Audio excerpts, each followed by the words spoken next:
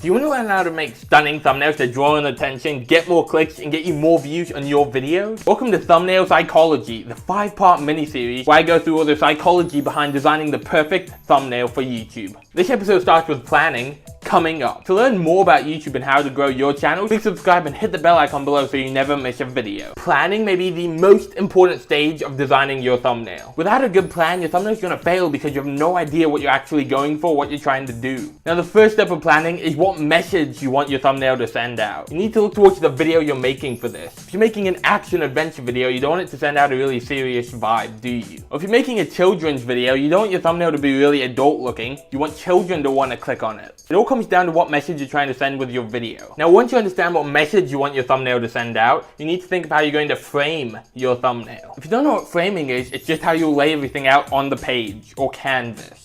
Now, for best quality results, you want your thumbnail to be 1920 by 1080 pixels. And if you need to know that it's 16 by 9 aspect ratio. Now, there's a few things you need to think about while thinking about how you're going to frame your thumbnail. What do you want the main subject of the thumbnail to be? You want it to be an image or text, a person? What do you want the main subject that people first look at and focus on when they look at your thumbnail? If you're doing a product review, you tend to want the product to be the main subject because that's what people's eyes are drawn to. They see the product they're looking for, boom, they'll want to watch your video because they know what that video is about. Also, you need to think about whether or not you'll include text in your thumbnails. Not all thumbnails require text, and not all thumbnails will do well with text. A good example of this is a lot of vloggers don't even bother with text anymore because their audience responds to that kind of thumbnail design. Whereas educational YouTubers like myself, our audience tends to rely on looking at text and thumbnails more often. And for your thumbnails photography, you need to decide on whether or not you'll be shooting your own photography using stock images or a mixture of both. Now remember, when planning all of this out, what you're going to be using, you want to remember that your goal is to create a thumbnail that will be seen first when people search for your subject. For example, if you make a video about how to build a car or how to fix your car, you want to make sure your thumbnail shows up first and is seen first. You're competing with a bunch of other channels who know what they're doing. You want to make your thumbnails really pop out to viewers when they're first looking. Now, I know this is a lot of information to comprehend, so feel free to rewatch this video as many times as you like to make sure you got a full grasp on everything you're meant to be planning out. Here's a quick recap of what I talked about. Number 1.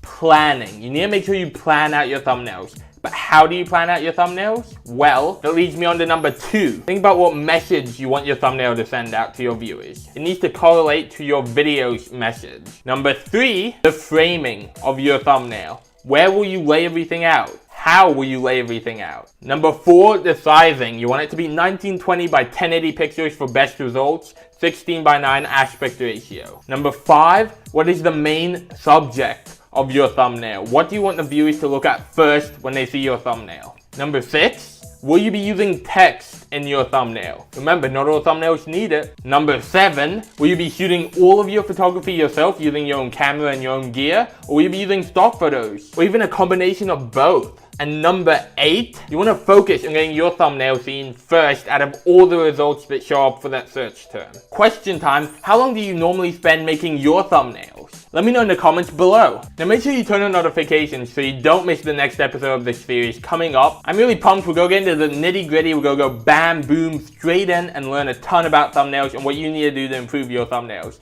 I know this video was kind of just a bit of getting you on the right track to know what we're going to be covering and a little bit of an introduction and a little bit of, planning out your thumbnail. Next video, we're going straight into the topic. Really pumped about it. Can't wait to see you there. If this video has helped you and you want to continue attacking the struggles you face on YouTube, click subscribe by hitting the circle over there and click one of the videos below to continue learning about YouTube and the ways you can grow your channel. Once again, thank you for watching. Have an awesome day.